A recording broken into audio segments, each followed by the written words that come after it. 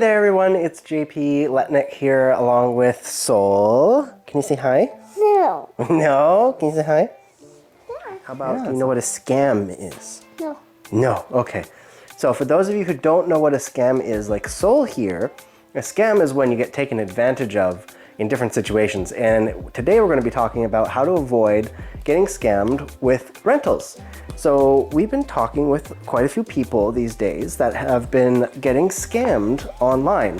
Now this typically happens in low inventory, high demand locations such as Kelowna, where you have a very low vacancy rate and high rents. So it is easy for someone to try and set up a scam by promoting a low rent property in order to get a lot of interest and then a lot of competition. So when I moved to Vancouver about 10 years ago, I was finding myself kind of inundated with rental scams myself when I was looking for a rental. And it was something brand new to me. I almost got caught by it because if you don't know about it, then it's very easy to get scammed. And recently we've been talking to quite a few people, even property managers here in Kelowna, and scams are all over the place. We even had a rental property near Okanagan College, and someone was using our listing for rental as a scam listing, which was not super fun because we had people coming to the property, walking around and looking at the property, looking at the house without anybody there with them, and because they were taking a look at the place for a potential rent.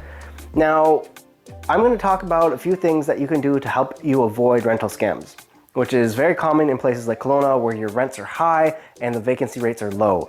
It creates a lot of desperate situations where someone really wants a place. They find a place that's way too cheap usually. Like let's say your market rent for your property is $3,000 per month. You might see an ad for that as a scam for like $1,500 a month, so about half the price of what it should be. People are jumping on that because it's something they can afford, and it's just, they know that so many other people are going to be in on it, so they're willing to pay their first and last month's rent plus damage deposit in order to get it. And this just sets up the situation for you to get taken advantage of. So a few things to keep in mind. Rental scams are typically going to be at a too good of a price. So if it's too good to be true, then it probably is. So that's number one.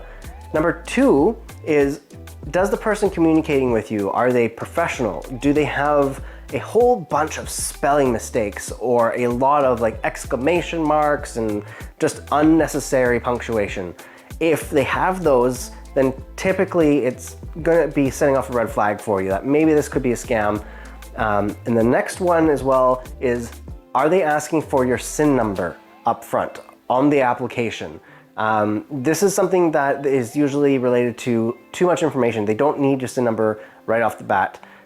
This is something that could be done later on if they're doing a credit check or a criminal report check. Usually those ones you have to bring yourself anyway, so they shouldn't be asking you for your SIN card number. Now, if it's a professional like property management company, then they may ask you for your SIN number to do those checks, but that should be meeting someone in person and you should be able to see their business is reputable in town, so that should be fine. But if you're just dealing with a one-off person on Castanet or Kijiji or anything that has rental ads, and you're just dealing with text or email communication, never phone calls, and they're asking for your SIN number, then that's usually a red flag.